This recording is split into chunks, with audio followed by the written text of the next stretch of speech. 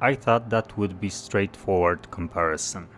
Gran Turismo went about how I expected. Forza didn't.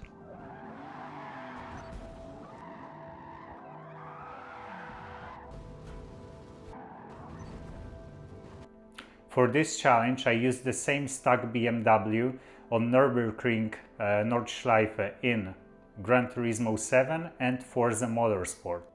The plan sounded simple. 3 attempts in each game followed by a comparison of my best times. I expected Gran Turismo to feel more familiar, but I wasn't prepared how difficult Forza would be. In both games I used an automatic transmission, with ABS enabled and traction control and stability control disabled. In Forza I also used simulation steering. Gran Turismo was the familiar part of this challenge, because the Nürburgring isn't just another track to me. It's my favorite track. I've driven it in every Gran Turismo. I've played starting with Gran Turismo 5 on the PlayStation 3. It's probably the track I've driven more than any other. One day I will genuinely want to go there and drive it in a real life. In Gran Turismo 7 the BMW feels heavy, but I mean that in a good way. It doesn't feel slow or clumsy. It feels planted. You can feel the weight and balance of the car, and it doesn't become unsettled without warning.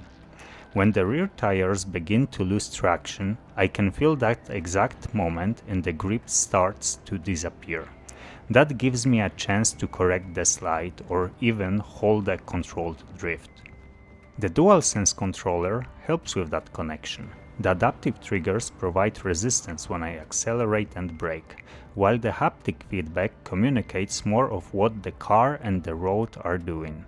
Together these features help me understand what is happening before I completely lose control. The familiarity showed in my results. My second lap was almost 11 seconds faster than my first.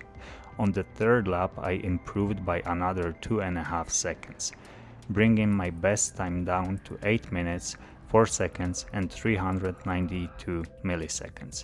That became the benchmark I would try to match in Forza. This challenge ended up taking me a few days to finish, between work and everyday responsibilities. I cut the grass, spent some time with the dogs in the garden and took them for a walk in the park. Then I came back to continue the challenge in Forza.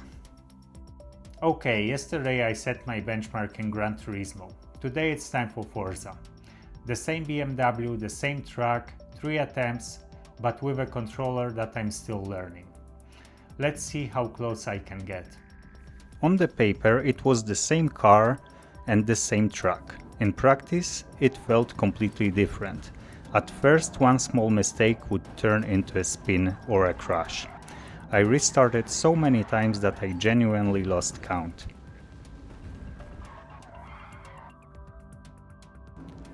After enough restarts, I finally started to understand what the car was telling me through the controller.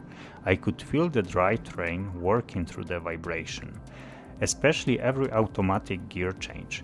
I learned that Forza required much more precise steering and the throttle inputs. Once I stopped making sudden corrections and became smoother with the controls, the BMW started to feel more predictable, and I finally managed to complete 3 laps. Gran Turismo still felt much more natural to me, but it isn't surprising. I know both the game and the DualSense much more better. Forza was much harder, but I really liked the stronger sense of the drivetrain. This wasn't perfectly equal comparison. Gran Turismo was running on PS5, while Forza was running on Xbox Series S, so I'm not declaring an objective winner. But on the same track, in the same car, both games felt completely different. If you played both on a controller, which one feels better to you, and what car should I compare next? Please let me know in the comments, and see you in the next one. Bye.